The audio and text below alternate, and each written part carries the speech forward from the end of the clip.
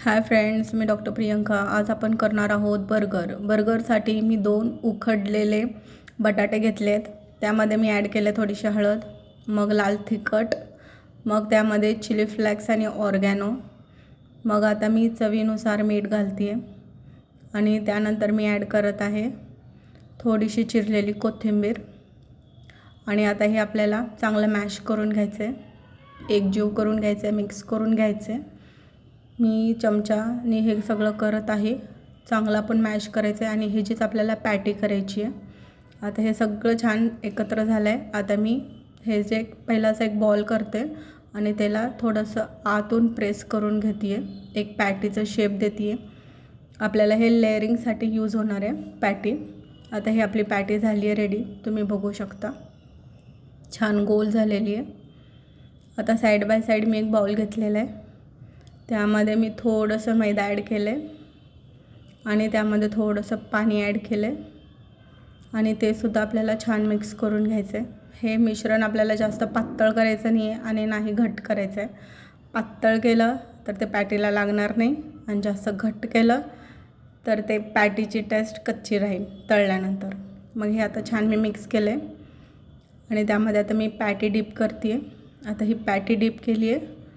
आता दुसऱ्या साईडला मी एक प्लेटमध्ये कॉर्नफ्लेक्स घेतले आहे, ते थोडंसं क्रश करून घेतलं आहे। आता ही पॅटी त्यामध्ये डीप करत आहे, ते तळल्यानंतर एक थोडंसं टेक्स्चर त्याचं एकदम क्रंची होण्यासाठी। आणि दुसऱ्या साईडला मी साईड बाय साईड एका पॅनमध्ये बटर घेतलं आहे आणि त्यामध्ये हे आपल्याला शॅलो फ्राय करून घ्यायची आहे पॅटी। जास्त डार्क नाही करायची, गोल्डन ब्राऊन करायची फक्त, कारण खाताना एकदम क्रंच टेक्स्चर येण्यासाठी। आता मी हे छान शॅलो फ्राय करून घेते आहे। तर आता तुम्ही बघू शकता हे छान आपलं छान झालेलं आहे, मस्त दिसत आहे, गोल्डन ब्राऊन कलर आला आहे ह्याला। आता त्याच्यानंतर मी आपले बन्स घेणार आहे, जे आपल्याला लेअरिंगसाठी यूज होणार आहे। हे बन्स घेतलेले मी बर्गरचे, हे आतून मी कट करते इक्वल साईजमध्ये। आता हे थोडंसं मी शॅलो फ्राय करून घेणार आहे, हे सुद्धा थोडंसं मॉइस्टनेस ह्याचं जाण्यासाठी। आणि दुसऱ्या साईडला मी एक बाउलमध्ये कॅचअप आणि मिओनीज घेतलं आहे, ते दोन्ही मिक्स करून ह्या दोन्ही बन्सला लावून घेणार आहे आणि मग मी सुरुवात करणार आहे लेअरिंगसाठी। लेअरिंगसाठी मी पहिला एक बेस घेणार आहे बनचा आणि त्याच्यावर मी आपलं सगळं लेअरिंग करून घेणार आहे। फर्स्ट मी लावणार आहे